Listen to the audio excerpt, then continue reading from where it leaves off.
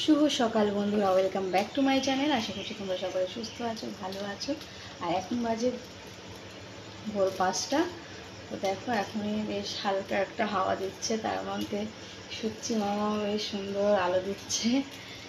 ওয়েদারটা খুব ভালো না, খুব রোদ মানে কী বলবো, খুব গরমও লাগছে না, খুব সুন্দর লাগছে ভোরবেলা।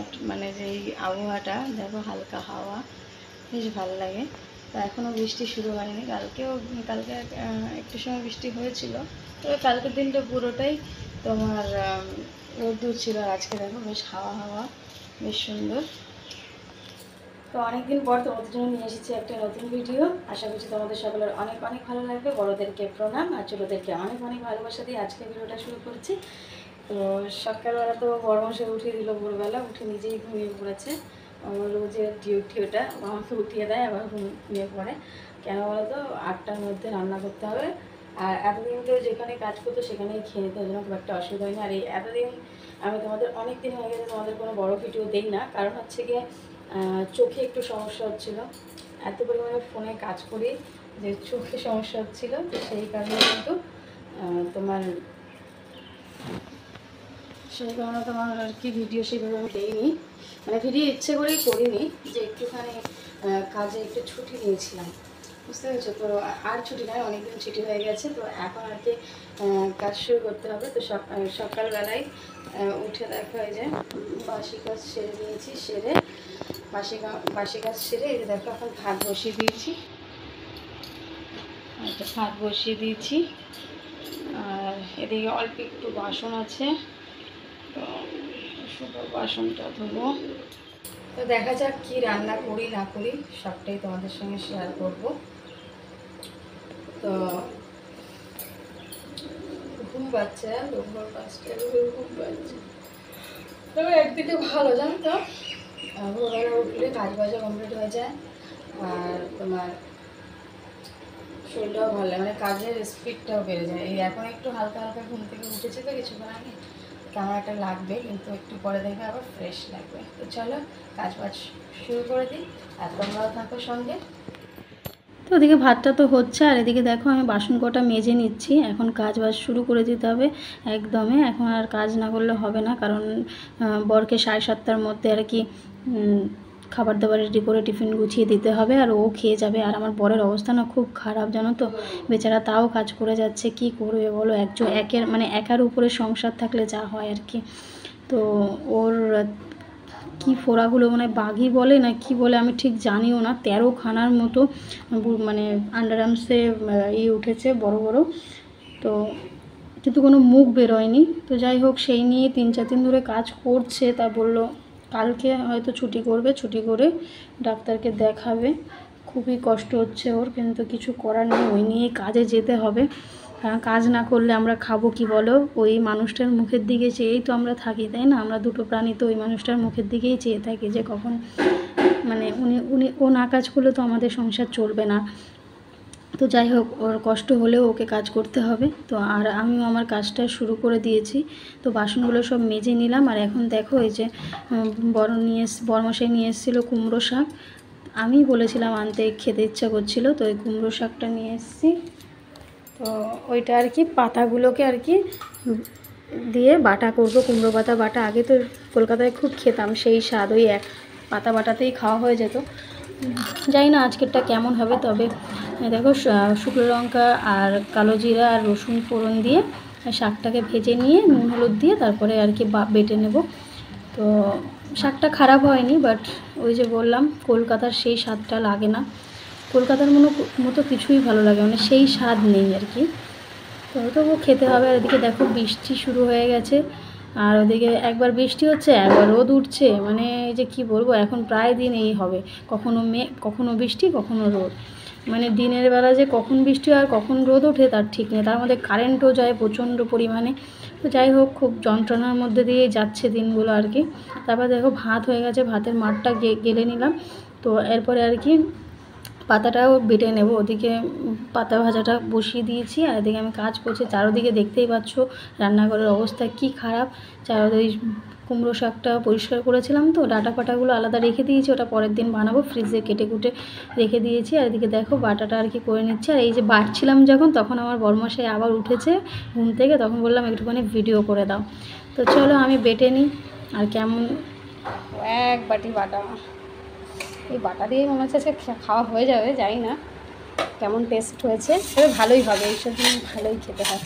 এদিকে বরের জন্য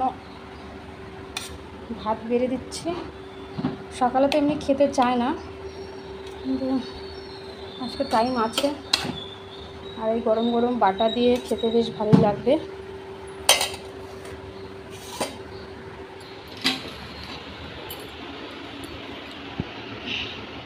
বড়মশাই খাচ্ছে। কেমন হয়েছে বলো? ভালো হয়েছে? আমার বরের শরীরটা ভালো না, ফোড়া উঠেছে। কটা ফোড়া উঠেছে তোমার? 13টা না, 12টা না 13টা উঠেছে।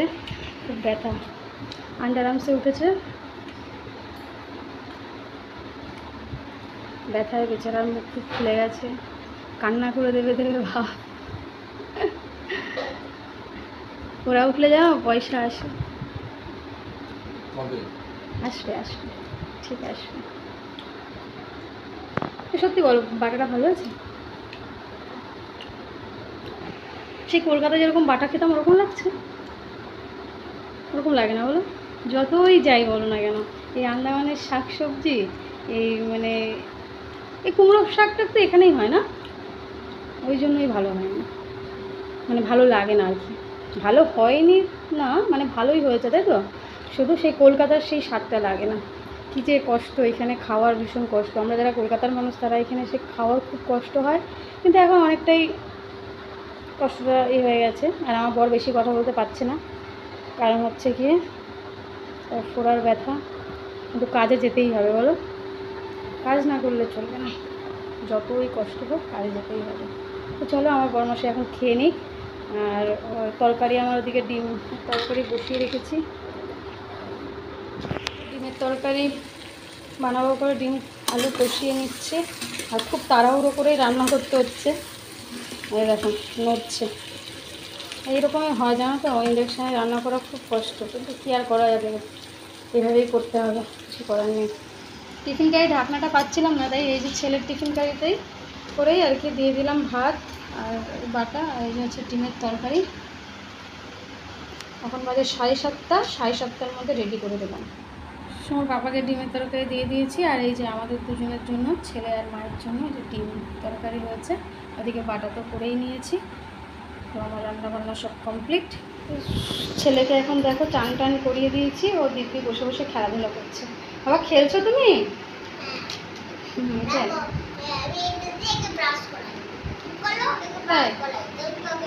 কী সব দিয়ে খেলে দেখো আমার ছেলে, তালা চাবি এই সমস্ত, নীল কাটার, মানে যা পাবে তাই নিয়ে খেলবে।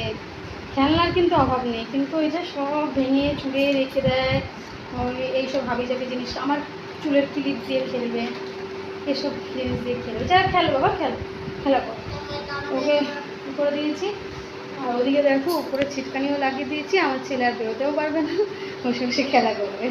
খেলা করো, খেলো, পরে তোমাকে আমি দিতে পারি নিয়ে যাবো। হ্যাঁ খেলা করো, যাবো তো আমি, একটু স্নান টান করে নিই, আর একটু কাজ আছে, করে স্নান করে তারপরে নিয়ে যাবো, ঠিক আছে? ঠিক আছে বাবা, আমি একটু কাজ সেরে নিই, পুরো ঘেমে নেই, একাকার অবস্থা, খুব গরম লাগছে। যে বললাম না বৃষ্টি হচ্ছে, দেখো আবার এখন রোদ দিয়ে দিয়েছি, তারপরে রোদ উঠেছে। ছেলে এখন একটু খেলাধুলা করুক, আর আমি আমার কাজটা কমপ্লিট করে নিই। ও উপরে সিটকানিটা যেহেতু লাগিয়ে রেখেছি, ওই জন্য খুব একটা চিন্তা নেই, ওর মতো করে খেলাধুলা করবে, আমি ওর মতো কাজ করবো। আর আধা ঘন্টার মতো কাজ করলেই কমপ্লিট, স্নান করে পুজো দেবো। ছেলেকে খাইয়ে দিয়েছি, আমি খাইনি, আমি খাবো, স্নান করে পুজো দিয়ে তারপর খাবো।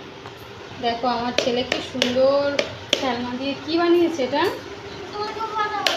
কেন রাগ হয়েছে? একটু বকা দিয়েছি না, ওই জন্য রাগ হয়েছে। আমি বললাম যে পেন্সিল বক্সটা এখন দরকার নেই, কিন্তু পেন্সিল বক্সটা নিয়েই খেলবে। বলো, থাক, রাগ করে না বাবা, খেলা করো তুমি।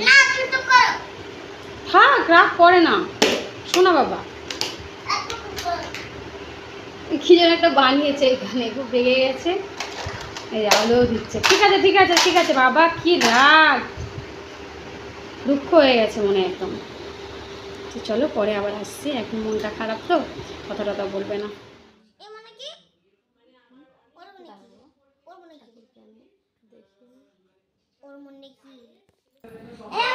আমার সময় কি প্রসাদ খাওয়ার জন্য বসে আছে না? এটা কি তুলসী পাতা বাবা?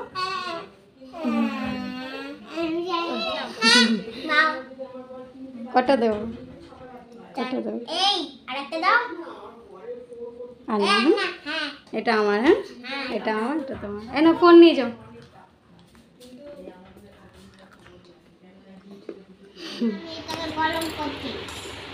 গরম করছো না ঠান্ডা করছো?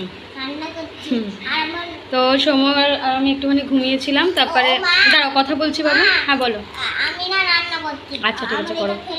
তো সময় আর আমি একটুখানি ঘুমিয়েছিলাম, সময় বেশিক্ষণই ঘুমিয়েছে আর আমি অল্প একটু সময় ঘুমিয়েছিলাম। ঘুম থেকে উঠে খেয়ে দিয়ে তারপরে হচ্ছে যে তোমার